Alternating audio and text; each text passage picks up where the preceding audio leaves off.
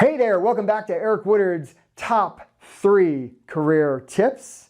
I hope you had a chance to watch career tip number 1. If you didn't, stop this video, go back and watch the first one, because the second one will make a lot more sense if you've already watched the first one. As you may remember, especially if you did watch the first one, career tip number 1 is it's not about you, it's about who?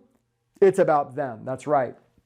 So career tip number 2 is a little bit related to that. Remember, if you might remember career tip number 1, we said the purpose of how you present yourself or your strategy is to help whoever you're talking to, the organization, the person, whoever it is, tell themselves the story that you're the one they should pick.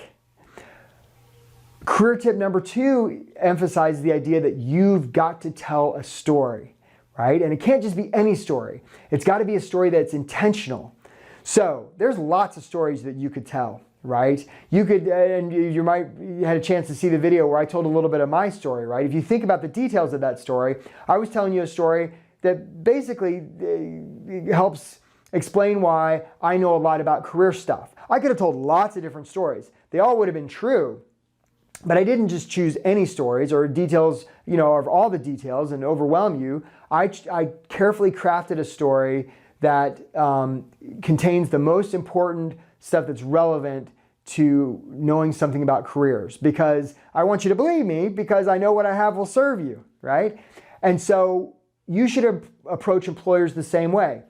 If you, and so first of all, you have to know what they want, right? You have to know what'll serve them. So how can you figure out what'll serve them? Well, you have to do some research, right? You have to look at their websites and their press releases and the speeches that they've given and their mission statement and job descriptions, and as best you can, figure out what do they need. Or you could actually reach out to somebody and call them too.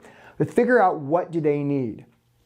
And then you're going to figure out from your stuff, what story can you tell that helps meet that need? And it's not going to be all the details. And you may not emphasize everything about everything you've done. You're going to curate your story very carefully to tell them the story that you're the one they should pick. Now, this means that your story is like a weapon, right? It's very, very focused. So you're never going to send the same material to more than one person or organization ever again, right? Different people, different stories. So this is really fundamental. So again, you have to be really intentional about the story you're telling when you are in contact or you reach out to potential opportunities or clients or employers. And this is everything, right? It's your resume, it's your cover letter, it's how you dress, it's how you communicate. It's all of it. So, no pressure. And it sounds, maybe a little bit more overwhelming than it is. Remember, career tip number 1 is it's not about you, it's about who? It's about them. Career tip number 2, which we just discussed, is you've got to tell a story. And again, when I say story, I'm not talking about lying. You can't tell any untruths.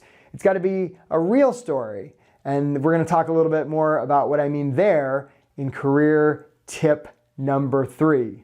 In the meantime, think about this idea that you've got to be authentic. How can you be more authentic? And while you're thinking about that, I look forward to sending you career tip number 3, which is the big one. But until I do, I hope you win at work.